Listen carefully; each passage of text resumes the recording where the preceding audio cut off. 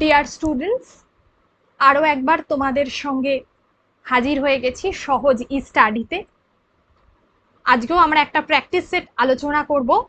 ঠিক তোমাদের যেভাবে পঞ্চায়েতের প্রশ্ন 25টা প্রশ্নের উপর এক একটা সেট হয়, সেরকমই একটা সেট আজকে আমরা আলোচনা করব। চলো ক্লাস স্টার্ট করে দিই।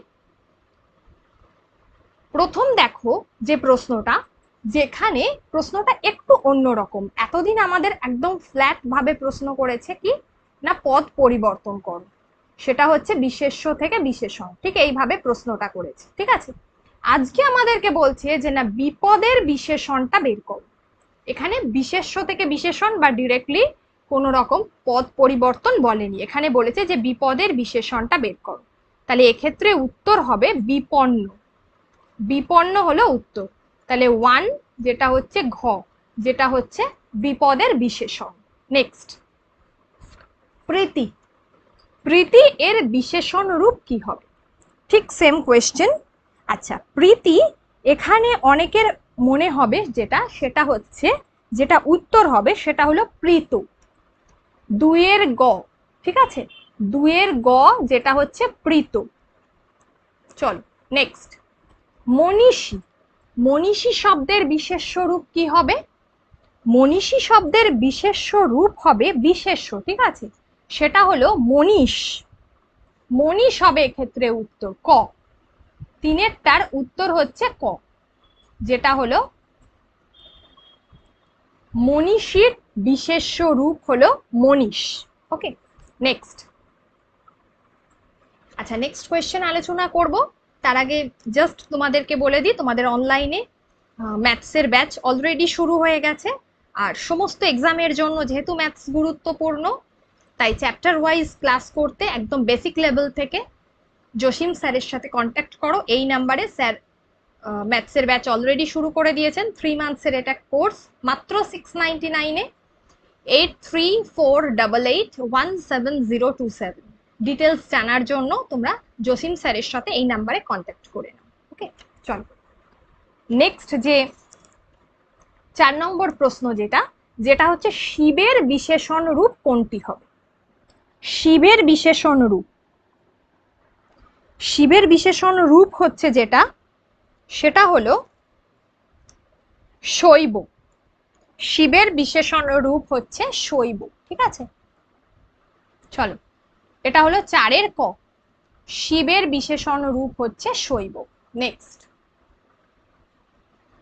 আশা করছি তোমাদের যে এই যে তোমাদের প্র্যাকটিস সেটগুলো হচ্ছে, অন্তত তার থেকে তোমাদেরকে ডেফিনেটলি কমন দিতে পারবো, ঠিক আছে। তোমরা ভালো করে একটু প্র্যাকটিস করো, সেটগুলো ডেফিনেটলি তোমরা পেয়ে যাবে। লাভ, লাভ থেকে আমরা সকলে জানি হয় লব্ধ।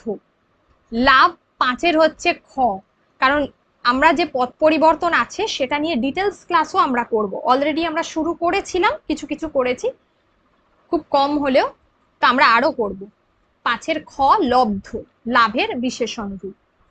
মেঠো, এটা সবাই আমরা জানি, মাঠ থেকে মেঠো। 6-এর হচ্ছে গ, মাঠ থেকে হলো মেঠো। কেমন? প্রত্যয়, দেখো এই প্রশ্নটা কিন্তু একটু আলাদা। আমরা অনেকে বলতে পারি প্রত্যয়ী, আরেকটা হতে পারে প্রতীত। এই দুটো শব্দই কিন্তু অনেকে আমরা বিশেষণ বলবো। একটা হলো প্রত্যয়ী বিশেষণ, আরেকটা হচ্ছে প্রতীত, ঠিক আছে। কিন্তু এক্ষেত্রে উত্তরটা হবে প্রতীত। এক্ষেত্রে প্রত্যয় থেকে যেটা হবে বিশ্বাস, সেখান থেকে হচ্ছে প্রতীত হবে শব্দটা, ঠিক আছে। প্রত্যয় থেকে যেটা হবে প্রতীত। 7-এর হলো ঘ উত্তর। চলো নেক্সট, অম্বু শব্দের অর্থ কি?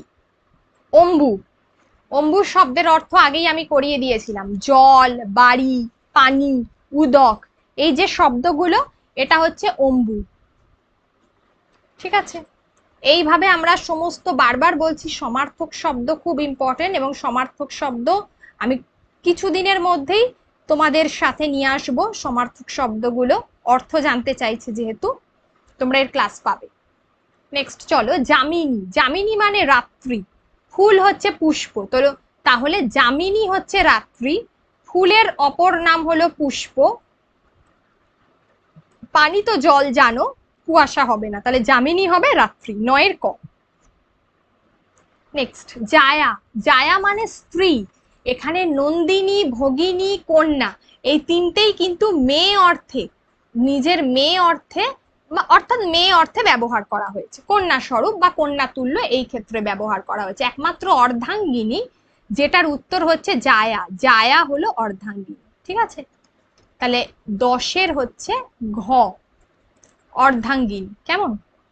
নেক্সট চলো, তাহলে অর্থ করলাম। এবার হলো সমুদ্র। সমুদ্র হচ্ছে অর্ণব, তাই তো? সমুদ্র হচ্ছে অর্ণব, তাহলে 11 আনসার হচ্ছে গ, 11 আনসার হচ্ছে গ। নেক্সট, কোনটি সাগর শব্দের সমার্থক শব্দ নয়? এবার দেখো একটু আলাদা বিষয়টা বলছে যে কোনটি সাগর শব্দের সমার্থক শব্দ নয়। এক্ষেত্রে উত্তর হবে অর্ণব। অর্ণব সাগর শব্দের সমার্থক শব্দ নয়, তার কারণ অর্ণব কার সমার্থক শব্দ ছিল? সমুদ্র। তাহলে সাগর শব্দের সমার্থক শব্দ নয়, সেটা হচ্ছে অর্ণব। নেক্সট হচ্ছে মাতণ্ড। নেক্সট দেখো মাতণ্ড, মাতণ্ড শব্দের অর্থ হলো কি হবে? মাতণ্ড শব্দের অর্থ হলো সূর্য। ওকে, মাতণ্ড শব্দের অর্থ 13 হচ্ছে ক, যেটা হচ্ছে সূর্য। নেক্সট, বিদ্যুৎ। বিদ্যুৎ, বিদ্যুৎ মানে এখানে হচ্ছে ক্ষণপ্রভা। প্রভাকর, সুধাকর এগুলো সূর্য অর্থে ব্যবহার করা হয়, এক্ষেত্রে ক্ষণপ্রভা মানে হচ্ছে বিদ্যুৎ। ঠিক আছে, বিদ্যুতের সমার্থক শব্দ ক্ষণপ্রভা। চলো নেক্সট হচ্ছে কোন শব্দটি সিক্ত শব্দের বিপরীত শব্দ? দেখো, সিক্ত শব্দের বিপরীত শব্দ যেটা হচ্ছে সে মূলত সিক্ত শব্দটা হলো ভিজে, তাহলে এক্ষেত্রে উত্তর হবে শুষ্ক। তার বিপরীত শব্দ আমাদেরকে জানতে চেয়েছে, তাহলে সিক্ত শব্দটার অর্থ হচ্ছে ভিজে, তাই জন্য সিক্ত শব্দের বিপরীত অর্থ কি হবে? সেটা হলো শুষ্ক। এবার চলো নেক্সট হলো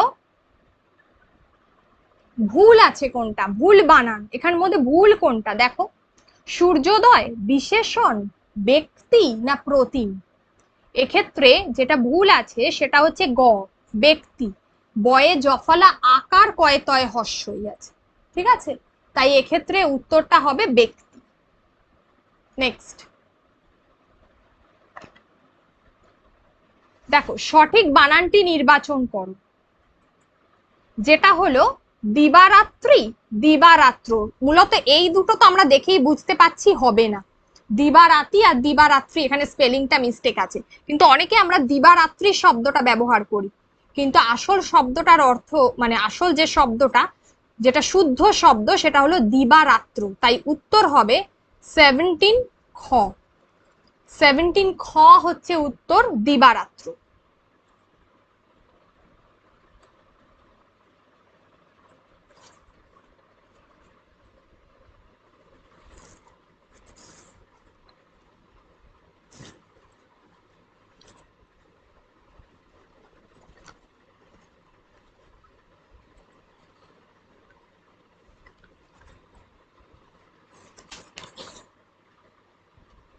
শুদ্ধটি নির্বাচন করো। পরের শব্দটা দেখো, দারিদ্রতা নাকি দরিদ্রতা? শব্দটা হচ্ছে কি হবে উত্তর? এখানে দারিদ্রতা হয় না, এখানে দরিদ্রতা হবে, দারিদ্রতা হবে না এখানে, কারণ স্পেলিং মিস্টেক আছে, এখানে দরিদ্রতা হবে, বিষয়টা দরিদ্রতা। পরেরটা কল্যাণীয়েষু নাকি কল্যাণীয়াসু? আমরা যখন চিঠি লিখি, ছোট কাউকে যখন আমরা লিখতাম, দেখো কল্যাণীয়াসু 19 খ,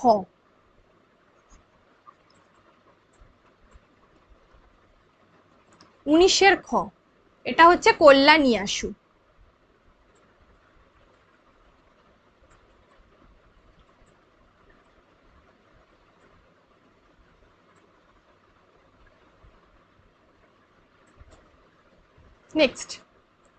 নেক্সট হচ্ছে দেখো 20, 20 কোয়েশ্চেনটা শুদ্ধ, কেবল, কেবলমাত্র, কেবলই আর কেবলমাত্রই।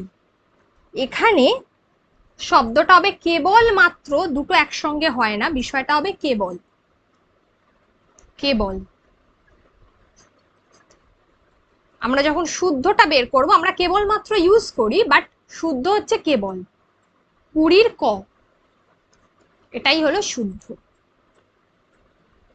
21 এক কথায় প্রকাশ।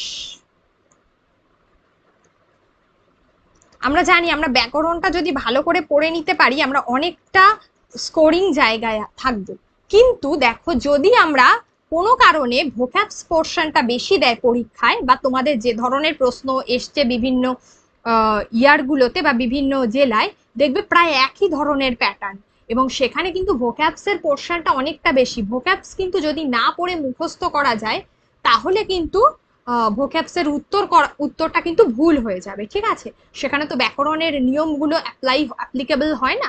তাই জন্য কি হচ্ছে, সেক্ষেত্রে যাতে তোমরা ভালোভাবে কমন পাওয়ার একটা জায়গায় তোমাদেরকে দেওয়া যেতে পারে প্র্যাকটিস সেটগুলো, সেভাবেই তৈরি করা হচ্ছে।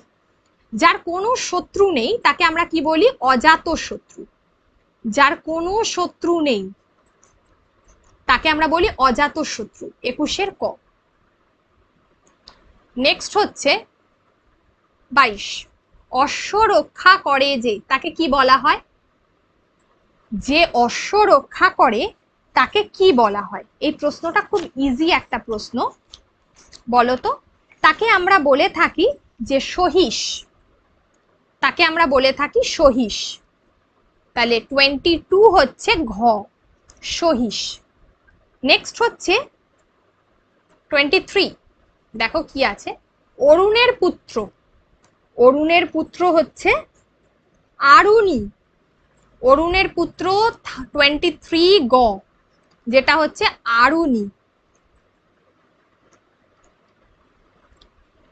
নেক্সট চলো 24, হরিণের চর্ম, যেটাকে আমরা কি বলে থাকি? হরিণের চর্মকে আমরা বলি অজিন, কিন্তু স্পেলিংটা এখানে দুটো অজিন আছে, উত্তরটা হবে ক। এখানে এই অজিনটা হবে উত্তর, বর্গ জয়ে হস্যই মূর্ধন্য, অজিন। অজিন হচ্ছে উত্তর।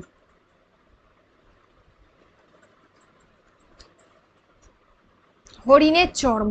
নেক্সট, পরিব্রাজকের ভিক্ষা। পরিব্রাজকের ভিক্ষা হলো মাধুকরী। পরিব্রাজকের ভিক্ষা হচ্ছে মাধুকরী। এক্ষেত্রে উত্তর হবে মাধুকরী। এই যে এগুলো কিন্তু তোমাদেরকে ভালোভাবে দেখতে হবে, কেমন? আচ্ছা, এবার বলে রাখি, আগের দিনকে তোমাদেরকে যে একটা দিয়েছিলাম তোমার কি বলে টাস্ক হোমওয়ার্ক, সেটার উত্তর কি হবে? বাক্যাশ্রয়ী, ওটা বাক্যাশ্রয়ী বিশেষণ হবে, ঠিক আছে? তার কারণ হলো একটা বাক্যকে কেন্দ্র করে ওটা কিন্তু তৈরি হচ্ছে, বাক্যাশ্রয়ী বিশেষণ। বাক্যাশ্রয়ী বিশেষণ, কারণ বাক্যটাই যদি না থাকে তাহলে তার অর্থটা কখনোই মিনিংফুল হবে না, অর্থটা দাঁড়াবে না, ঠিক আছে? বাক্যকে কেন্দ্র করে যখন বিশেষণটা থাকছে তখন সেটাকে আমরা বলছি বাক্যাশ্রয়ী বিশেষণ। ওটার উত্তরটা আগের দিনে যে হোমওয়ার্কটা ছিল তার উত্তরটা ছিল বাক্যাশ্রয়ী বিশেষণ। এটা জানিয়ে দিলাম, তোমরা কিন্তু উত্তর দিলে আমার ভালো লাগবে, ঠিক আছে? তো নেক্সট দিনকে তোমাদের সঙ্গে আরো একটা অন্য কোনো ক্লাস নিয়ে আমরা আলোচনা করব। আজকের ক্লাস তোমাদের সাথে এইটুকুই। যে কোয়েশ্চেনগুলো দিচ্ছি প্র্যাকটিস সেট, সেগুলো ভালো করে প্র্যাকটিস করো, ডেফিনেটলি আশা করছি কমন পাবে কিছু। থ্যাংক ইউ সবাইকে, গুড নাইট, খুব ভালো থেকো।